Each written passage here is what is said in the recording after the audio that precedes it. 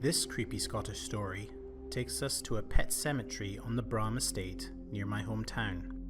This area was home to an individual who allegedly possessed the ability to see into the future. Widely known as the Scottish Nostradamus, the Brahan Sear.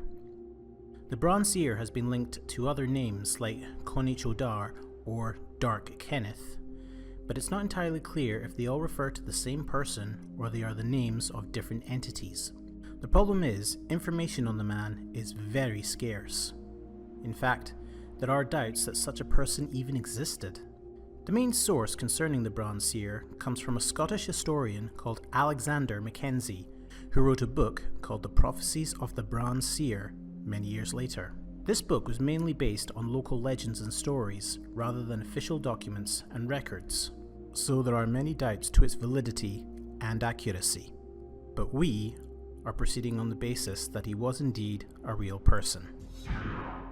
It is understood that the Brahan Sear was born Kenneth Mackenzie in the early 17th century on the Isle of Lewis.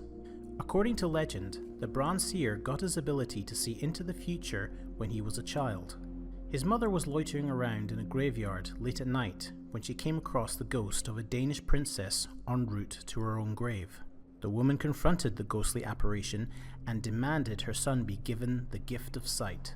A day later, her son picked up what is known as a hagstone, and it was by looking through the hole in the stone that the Brahan Sear was able to see into the future.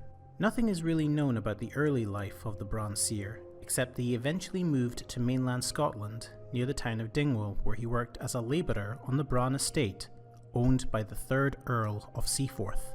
It was while living there that the Brahan Sear gained infamy for his ability to see into the future and make prophecies. Depending on individual interpretation, many of the predictions that the Brahan Sear made can be considered highly accurate, if believed. Here are just a few of his predictions, some of which I've even covered in other creepy Scottish stories.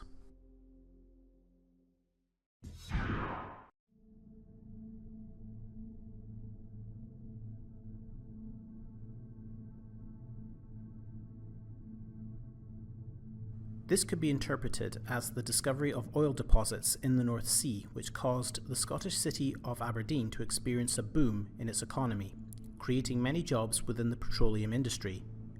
In fact, Aberdeen is constantly referred to as the oil capital of Europe.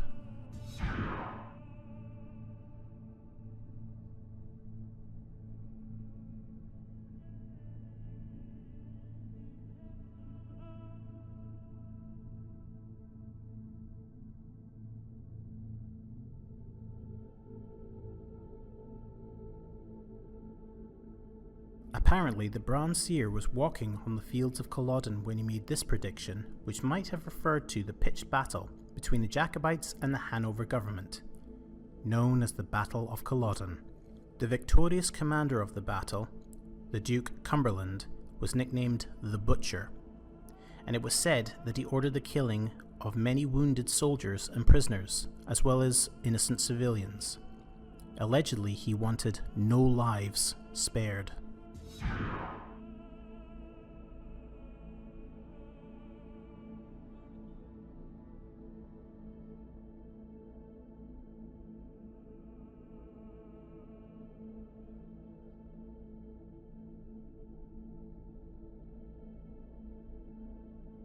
At the time the Brahan Sear made this prediction, there was no water source near Tomnahurich Hill.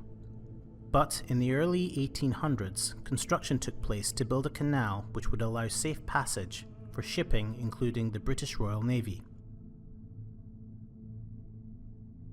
Here is the visual proof of the canal next to Tomnahurich Hill.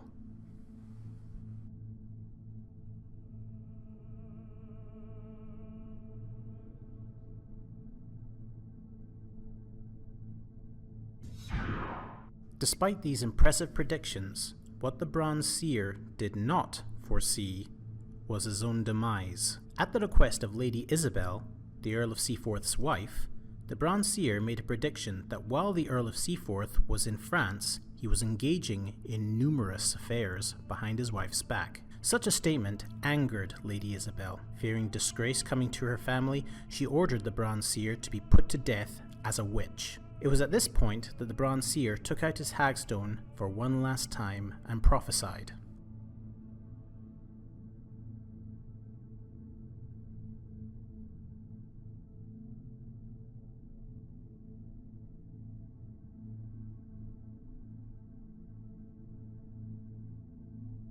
Afterwards, he was dragged out to a place called Chancery Point, placed into a barrel of hot tar, and burned alive.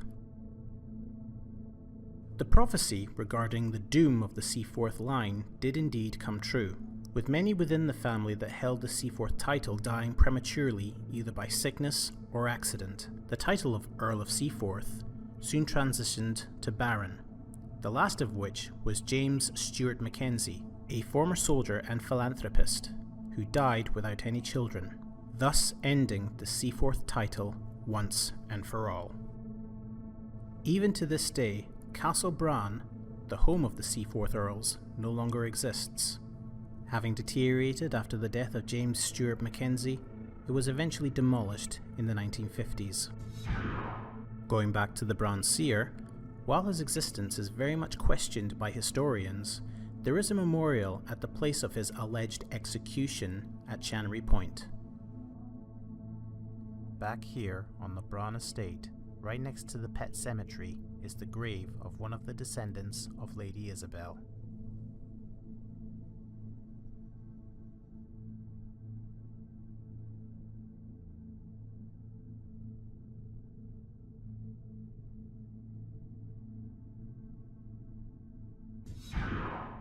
In conclusion, while making educated guesses on the future based on the here and now is definitely feasible and can be construed as fortune telling, I personally do not believe anyone can see into the future, as it flies in direct opposition of causality, certain actions causing certain events.